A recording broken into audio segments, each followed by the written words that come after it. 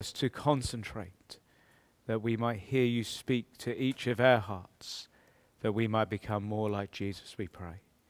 And we ask this in his name. Amen.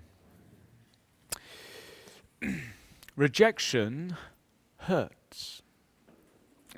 Be it being left out of a football team, being it left out on the playground from the other mums and dads, it hurts. There's a sting.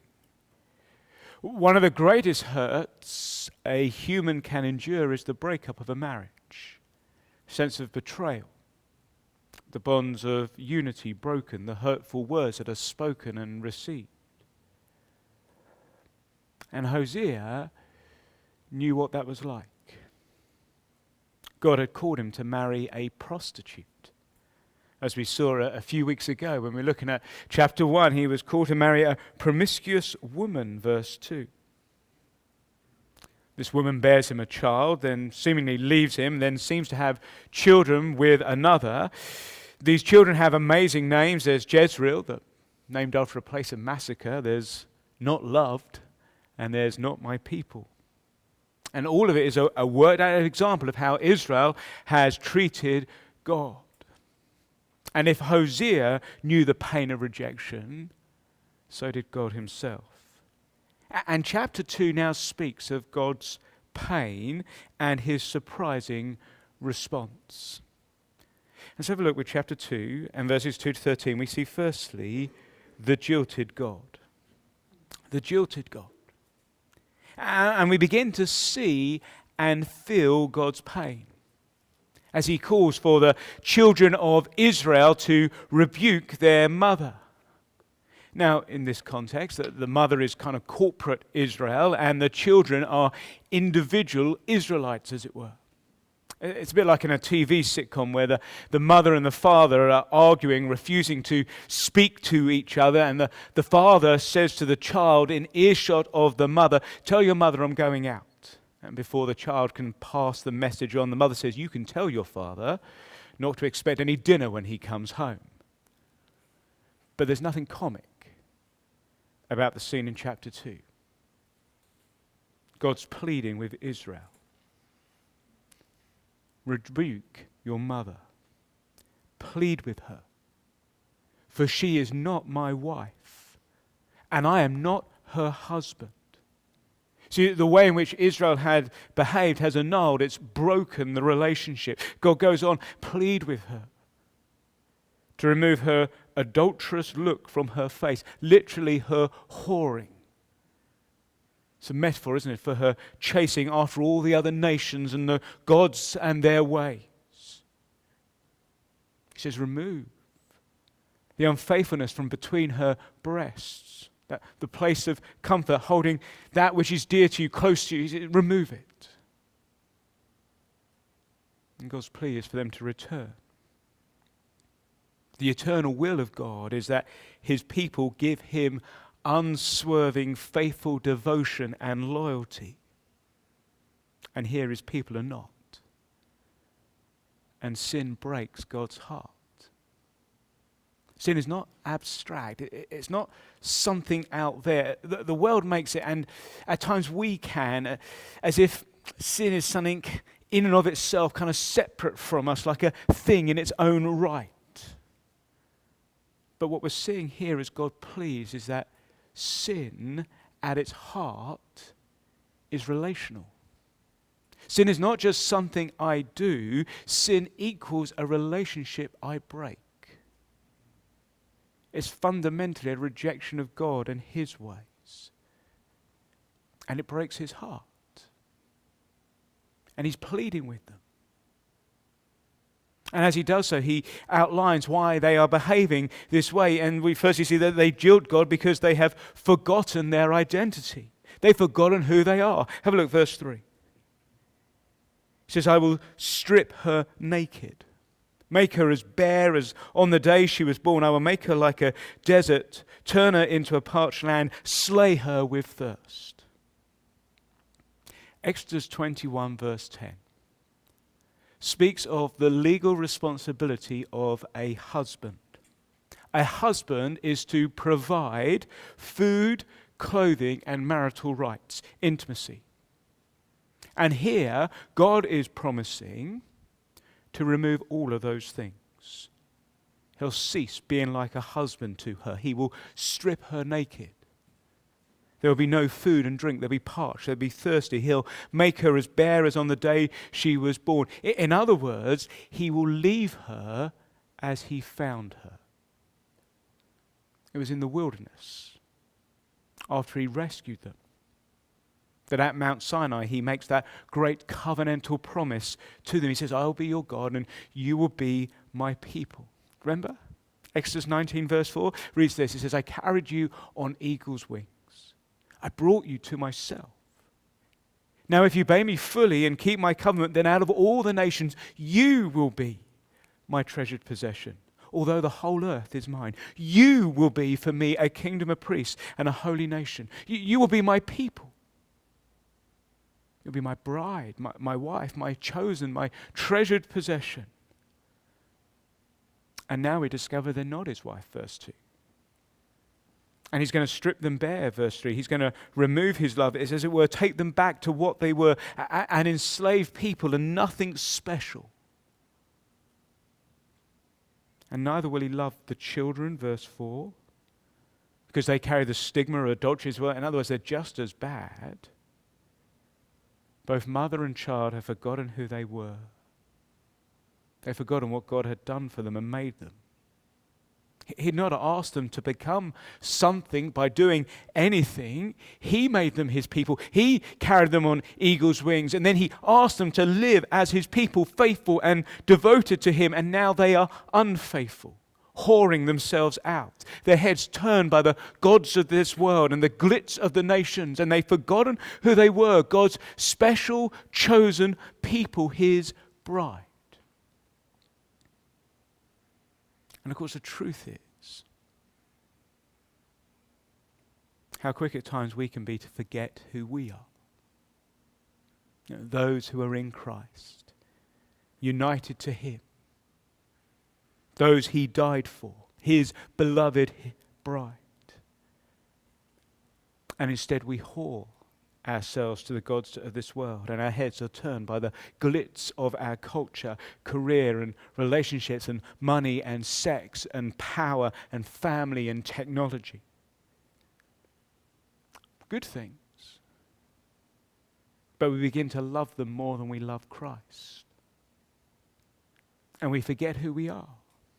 That we're to be distinct and holy and different, and we forget all that we have been given and all the benefits and the blessings of being Christ's bride, and we seek the world and what it offers. And in turn we break God's heart. But they don't just forget who they are, they forget God himself. Just flick on to verse 13. Right at the end, the last sentence of verse 13 reads, but me she forgot, declares the Lord. But me she forgot. And chilling words. I mean, how? How have they forgotten the Lord? Well, have a look, verse 5. She'd chased after other lovers who give me food and my water, my wool and my linen, my olive oil and my drink. And these lovers were the gods of the other nations, and they were looking for them to provide. And the lovers were the alliances with the other nations to protect Israel, to provide for Israel, this small nation, with a coming threat and rise of Assyria. But as she chases them, God blocks the path, verse 6. Like an animal confined by a thorn bush, that they don't find their lovers. However, God did that probably through Assyria herself coming virtually to the doors of Jerusalem. And Israel is unable to catch her lovers, is unable to go there, verse 7. And what happens? She returns to her husband, but not in repentance, but because she conceives, verse 7, I was better off. She could not find what she wanted out there and returns because, well, things are okay at home. They're not that bad. But there's no sorrow. There's no repentance. It's like a child running away from home and then discovering that there isn't much out there and, well, it wasn't that bad at home. But there's no sense of what they've done. See verse 8? She has not acknowledged that I was the one who gave her the grain and the new wine and oil, and who lavished on her the silver and gold, which she then used for Baal. In other words, there she is back in the land, and she's crediting Baal, these false gods, with all she has, as if they'd provided for her. And it's like a rich husband who provides for his wife everything she desires and needs, and she credits her kind of poor, adulterous, poor boy lover for all the wealth she enjoys. They forget their God. It's as if he does not exist. And you feel God's rejection, and you feel the offense. And yet we do the same. We attribute the blessing he bestows on us to others. The city of London, the markets are the source of our prosperity. Or we're as successful as a nation because we have a liberal democracy. The free market is the engine of a successful economy. Our only hope is government intervention. It was the doctors who saved my life. I got where I am today through hard work and initiative. Get yourself a good education. That will set you up for life. And of course, there's truth in all those statements, just as it was true to say that Israel depended on the land for her prosperity, but they're only partial truths. They represent the perspective of a culture that believes in a closed universe, a world in which all you see is all you get. And this perspective has impacted the church. It's impacted us. So that we can attribute blessing to or look to for hope in the market or the government or doctors or our own hard work without recognizing that these are simply some of the means that God uses to bless us. We can sing God's praises on a Sunday, but be functional atheists on a Monday to Saturday. We forget God. And we look to the world. And we look to what the world offers us, and we attribute to it what God has given us. We jilt God, just like the Israelites, and it breaks his heart. But God doesn't leave it there. Know what he does, such is his love. Look at verse 9 to 13. It says, verse 9, therefore I will take away. He says, I will take back my wool. Verse 10, I will expose her lewdness. Verse 11, I will stop all her celebrations. Verse 12, I will ruin her vines and her fig trees. I will make them a thicket. Verse 13, I will punish her for the days she burned incense to the Baals. God personally intervenes. 7 times he declares, I will. He will act. And how does he act? He removes his blessing. He takes back the corn and the wine and the wool and the linen. He then exposes her lewdness. He shames her publicly by, in effect, making her nothing, so she is no longer attractive to another. So you see what it says? Verse 10, so no one can take her out of my hands, rip her out of my hands, rescue her. He removes the joyous celebrations. In other words, he's removing his goodness.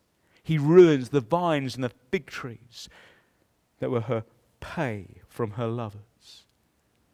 And he punishes her. And that punishment is ultimately seen in removing of his presence from her because of her adulterous ways, verse 13. Just as he declared he would, all the way back in Leviticus 26 and Deuteronomy 28. Where he says, if you obey me, I'll bless you, but if you disobey me, then I will bring curses upon you. And these are the very curses he spoke of. These curses for disobedience and for rejection and for forgetting him. And he removes his blessing and he removes his presence. And he does so that they would know, they would feel who truly provided for them, who truly cares for them, who the true God is. The jilted God doesn't just walk away, he acts, he intervenes. Such is his love for his wayward people. And he does the same for us. Part of his discipline of us is at times to remove his blessing and his presence, so he might remove the blessing of good health. He might remove wealth, my job. He might remove or withhold the very things we long for, even good things, that we might be drawn back to him. Sometimes he even removes his presence or the sense of it. The Puritans often spoke of such times of darkness, times when it feels like God is not there. You pray and there's just no sense of response or movement. And of course he is there. He promises to always be with us by his Spirit, but he allows times when his presence might not be specially present, that we might draw closer to him, seek him, thirst for him, hunger after him. See, if we're jilting God, if we're forgetting who we are and we're forgetting him, he acts. Discipline's painful. Hebrews 12 tells us that, but it's loving in order to draw us back. Now, it's not to say that all sickness or all unemployment is because of sin or because I'm forgetting God. We live in a fallen world.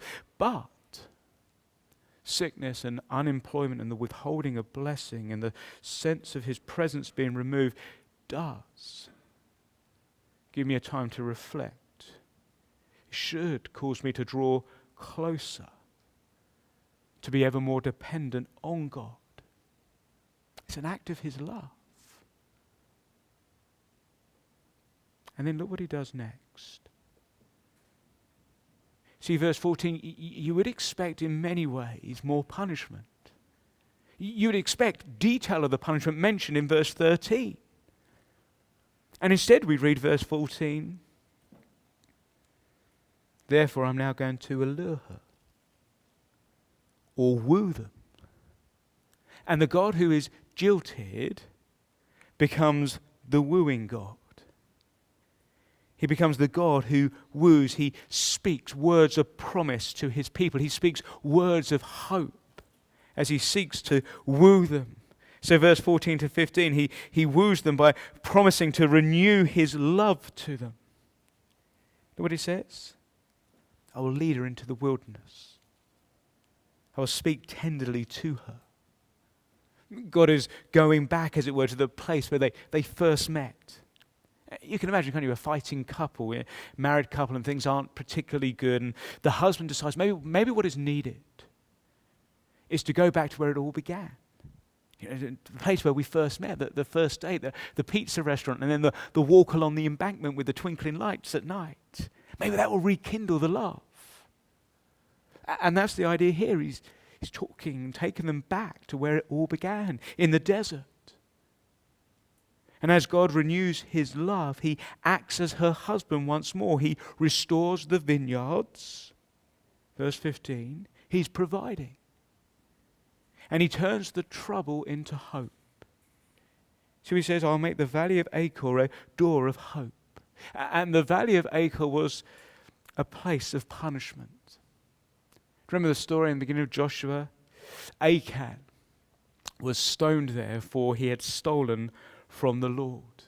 As Joshua had led the armies into battle against Jericho, they were told not to take any plunder. It was all to be for the Lord. They were not to have anything or keep anything for themselves. And cheeky little Achan decides, actually, I'm going to keep a robe and a little bit of silver and a little bit of gold for myself. And he hides it in his tent. And they go to fight the next city, Ai, a small city, the one they should have just destroyed, and they're defeated. And they begin to work out what's gone on, and they discover that Achan had disobeyed God and kept a little bit of the plunder, and Achan and his family are stoned at the valley of Achor. And God says here that place of punishment will become a door of hope. Through the pain will come joy. Through discipline will come restoration. Will come love once more. And Israel, we're told, will respond, verse 15, as in the days of her youth, as in the days she came up out of Egypt. He will transform her into the kind of wife that she had failed to be in the past. She'll no longer rely on the Baals, but depend on her husband once more, looking for him to provide and protect as she had in the desert, as she followed the cloud by day and the pillar of fire at night, as she looked for him to bring manna and quail. He'll renew his love, and they'll respond. And through that door of hope will flow many blessings. See, look what he says next to them. He then goes on to promise that he will renew his marriage with them. In that day, verse 16 declares the Lord, you will call me husband. You'll no longer call me my master. And it's a lovely little play on words here, because in the footnote you'll see the word master can be translated Baal. No longer will you call me either master or Baal, but husband. One of my favorite films is The American President. And it tells of the story of the president whose wife has died falling in love with a lobbyist. And it's really the story of the trials of falling in love and doing so whilst being president. And the woman goes from having to call him Mr. President to kind of dear and to his first name as the relationship changes. And that's the kind of idea here. No more will they call God Master or Sir or Baal, but they'll call him husband and dear. And God will remove the names of the Baals from her lips, and names will not be invoked, verse 17, or remembered. And in that day, God declares, I'll make a covenant for them with the beasts of the field and the birds of the sky and the creatures that move along the ground. And bow and sword and battle I'll abolish from the land so that all may lie down in safety. And again, it's husband language. It's God acting in a way to provide through a covenant with creation that will now begin to act favorably towards his beloved. And he'll protect. There'll be no wars. There'll be nothing to fear. As his bride, they'll be able to lie down in safety and secure. And then he says, I will betroth you. I will betroth you. I will betroth you. 3 times he declares this, verse 19 to 20. And 3 is significant in the Bible, isn't it? It's saying that this really will happen. This really is the case. I will betroth you forever. And in betrothing you, verse 19, you will become all that you were meant to be: righteous and just, loving, compassionate, faithful. And you will acknowledge the Lord, verse 20. Literally, you'll know me. And to know in the Bible is that language of marital intimacy. It is the metaphor for sex. Now, of course, God's not talking about physical intimacy, but that to which physical intimacy points to. A deep relationship with God in which they will know God and are known by God. Verse 8, she did not know God. Verse 13, she had forgotten God, but now she will know him. And rather from running from him, they'll come to him and be with him. And he renews their home with him, verses 21 to 23. The place where they will be together. One of the exciting things about getting married, isn't it, is setting up home together. Kind of working out what you're going to have in it. You get the excitement before you're married of going to the Debenhams with the little beeper and you just go around zapping everything you fancy. We got these ridiculous glass plates because I thought they looked cool, and I baked 8 of them, and we've never really quite used them, apart from in the early days of marriage, where people around for dinner would set this up with these glass plates and plates on top. We've never used them again. You can see them in our house in the middle room on the display when you come round next. You'll know, that was Mark's mistake. And the covenant, you see, God made in verse 18. This secure land is now fleshed out. 5 times the word respond is used in verse 21 to 22. The word respond can also mean answer. So here it is, answering and responding as all should be. This is how the world was made to work. And so God answers the heavens by sending rain, and the heavens answer the earth's need for water, and the earth answers the needs of the crop by channeling the water into the harvest. And God will reverse that judgment of verse 9 where he took away Israel's grain and wine. And the skies and the land will respond to God, so there is abundance. In chapter 1, Jezreel was a sign of judgment because of its association with bloodshed, but now the word Jezreel is used in its actual meaning. God plants. And so now judgment is reversed as Jezreel becomes a sign of God's blessing. And the pattern of reversal then continues, verse 22 to 23, where we have three more reversals. First, God will have love on those he called not my loved one. Second, God will say, you are my people, to those once called not my people. And with the final reversal, we're not told what the old situation was, but that's the point. They will say, you are my God, where once they did not say, you are my God. Where once they said nothing. Where once they forgot. And God will woo his people, such that they'll be restored to him as his people, with him in his land. And you can't help but stand back and see what one writer has called the reckless love of God. That the people, we, who forgot who he was and forgot who we are, and whose heads have been turned by the glitz and the glamour of the world, and instead of abandoning us, as we rightly deserved, he woos us. He lavishes love upon us. He promises to restore us and marry us and renew his love and covenant faithfulness to us. And he promises this secure and bountiful land to a people who jilted him, to a people who rejected him, to a people who broke his heart. And when will the promises of 2:14 to 23 take place? Well, it starts with the cross, doesn't it? Because the ultimate valley of Achor and the door of hope, where the place of punishment becomes the door of hope, is at the cross. Through the punishment of Christ for our sin. So that now we're able to walk through the door of hope into restored relationship with God once more, where the blessings spelled out now come true for us and them. See, when will the day be of verse 16 and verse 18 and verse 21? It's the day of Jesus.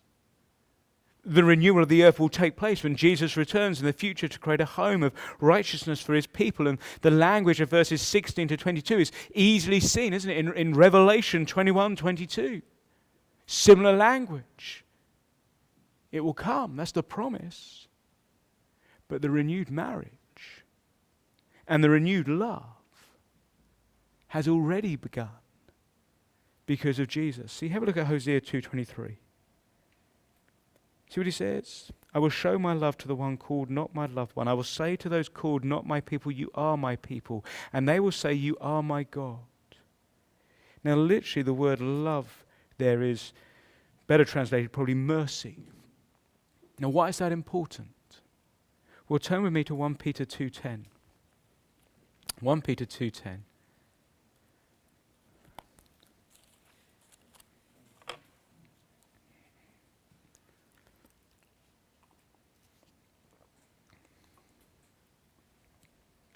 And look what Peter says. And he says it to believers, he says it to Christians. He says, once you were not a people, but now you are the people of God. Once you had not received mercy, love, but now you have received mercy or love. And we Christians, those believing in Jesus, are the people Hosea 2 verse 23 describe. Peter uses exactly the same words. The promise spoken there is true for us. Do you remember what Hosea 2:15 said? The people will respond. And they did. We did. And of course it started with the Jews in Acts 2. As Peter preached to them and they responded. And the promises therefore are now being fulfilled even in us as those united to him and who are becoming righteous and just and are in love. The very descriptions of verse 19 and 20 of Hosea 2. And of course they'll be fully fulfilled when Jesus comes. And the first readers, and in turn us, and even more so us because they're now being fulfilled, we're meant to hear Hosea 2. And we're meant to feel the goodness of what it is to be in relationship with God. So that when I begin to desire and value the things of this world, when we're discontented with what it is to be His people, when we feel our heads being turned and we're tempted to forget who we are and we're tempted to forget Him, we remember His goodness. His lavish, bountiful, reckless love. His wooing promises now fulfilled in Jesus. And we return to Him. Not out of duty, but out of love. And how's that possible? Well, lastly then, and very briefly, the redeeming God, chapter 3, 1-5. See, the Lord says to Hosea, verse 1, "Go show your love to your wife again, though she is loved by another man and is an adulteress. Love her as the Lord loves the Israelites, though they turn to other gods and love the sacred raisin cakes." And loving sacred raisin cakes was kind of an expression of worship and offering. It'd be a bit like, going from a faithful Bible teaching church to a heretical church down the road because they serve donuts and the Bible teaching only serves biscuits. It's that kind of idea. But we hear those words of the Lord saying to Hosea, "Go show your love to your wife again." And we feel for Hosea. I mean, how can he go? How can he go and show love to his wife who's in a relationship with another man, literally friend? I mean, not necessarily a friend of Hosea, we might say boyfriend or partner. And who's had children by this man. She, prostituted herself literally. And we're shocked that God would ask Hosea to do such a thing. Calvin, the great reformer, was so shocked that he assumed that these words were literally that Hosea it was a vision, that it didn't actually happen in reality because it was just too horrendous to think about that God would ask such a thing. So he says this, he says, "It seems not consistent with reason that the Lord should thus gratuitously render His prophet contemptible. For how could he expect to be received on coming abroad before the public after having brought on himself such a disgrace?" This we know was not done. God would not make Hosea so contemptible. Now, I don't like to disagree with dear John Calvin, but I think he's missed the point. Of course it was not done to take an adulterous wife back, but the Lord had done it. And it is contemptible. But the Lord opened Himself up to contempt. It is a disgrace, but the Lord has brought disgrace on Himself by making a covenant with faithless Israel. The act which supposedly renders Hosea unqualified as a prophet is the very act that qualifies him to speak on behalf of the Lord. People may well have questioned Hosea, but each question was an opportunity to speak the word of the Lord. People may have disapproved of Hosea, but each time their disapproval kind of rebounded on them. Their judgment on him was a judgment on themselves. And so commanded by God to go, Hosea goes and buys back his wife, redeeming her for 15 shekels of silver and about a homer and a lethek of barley. At great cost to himself. Not just financially, but emotionally as well. Just imagine the angst and the shame he would have to have gone through before all his friends and before all of his family. But he does. He redeems his wife. And he then restores her to relationship with himself. See, verse 3, "You're to live with me many days. You must not be a prostitute or be intimate with any man, and I will behave the same way towards you." He restores her. And of course, it's all a picture of God's grace to us, of how will He fulfill His promise? How will He bring His people back into relationship with Himself? He'll redeem us. He'll restore us. Think of the words in 1 Peter 1, 18 to 19, where Peter says, "For you know that it is not with perishable things such as silver or gold that you were redeemed from the empty way of life handed down to you from your ancestors, but with the precious blood of Christ, a lamb without blemish or defect." God redeemed us at a great cost to himself. He gave his only Son, who bore the punishment we deserve for our whoring, so that we could be his people, his bride once more. I mean, we feel Hosea's pain.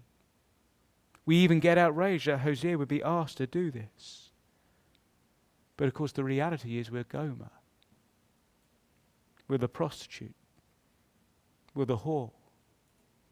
We're the ones who need redeeming and restored, and God has done that at great cost to himself. And we know this side of the cross that this has happened, but they had to wait. I think that's why verse 3, Hosea tells Gomer, look, there's going to be many days. And it seems to be that they're not immediately intimate, as it were. There seems to be a period where that isn't on. And it seems as if really there's a gap. And it's reflecting verses 4 and 5, where God reveals that the Israelites will live for many days without a king or a prince, without sacrifice or sacred stones, without ephod or household gods. And it's describing the exile. That this Israel are going to be taken by Assyria and no longer have their own king or access to the temple. But verse 5. Afterwards, the Israelites will return and seek the Lord their king and Lord their God and David their king. But David's long dead. But his greatest son is not. And they'll come trembling in fear to the Lord and to his blessing in the last days. And those days, we're told in the New Testament, are between Christ's first coming and his last. And they'll come. And we now form part of those people who have come. And the Jews in Acts 2 were the beginning of that, weren't they? They returned to him and wooed by him to his renewed love, to be in his bride as those in Christ, looking forward to the new heavens and the new lands, all because of the great act of redemption by Jesus. And in light of this, as we finish, it raises the question for us. How could we ever leave our husband? How could we ever turn from him? How could we ever break his heart? And of course we do. But what will bring us back, what will keep us, is seeing his great wooing, redeeming love for us. What will stop you desiring and valuing the things of this world and prostituting yourself to them? It won't be a command that says, stop, don't do that. It won't even be a faithful accountability partner. Both might help. But what will ultimately keep you and what will ultimately uphold you is looking to God's great, wooing, redeeming love for you, as so evidently seen on the cross, and the blessing and the goodness of that love that then flows to you.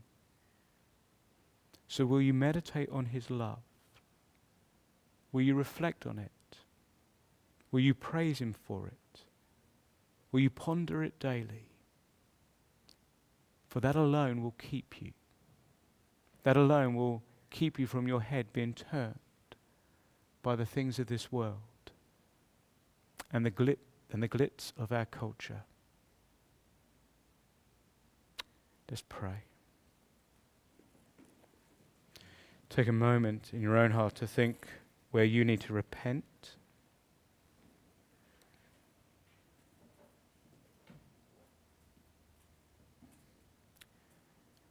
What is it that's turning your head other than Christ? Why? What is it about Christ that you need to remember? What is it of his wooing love that's going to turn your head back to him?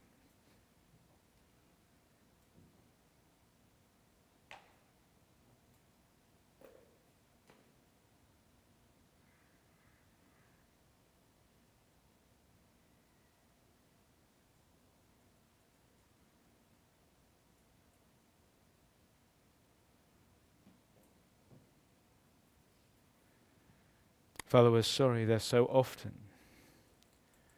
we allow things of this world, good things of this world, to become like lovers and gods to us, such that we love them more than we love Jesus. And Lord, we are sorry that we behave in such ways. Please would you forgive us. Thank you that you do, not because of anything we have done, but because of your great wooing, redeeming love seen in the cross. Thank you that it is the door of hope, that as Christ was punished for our sin, it enables us to go through that door, as it were, into relationship and restored love with you, and into a relationship that lasts not just for now, but for all eternity.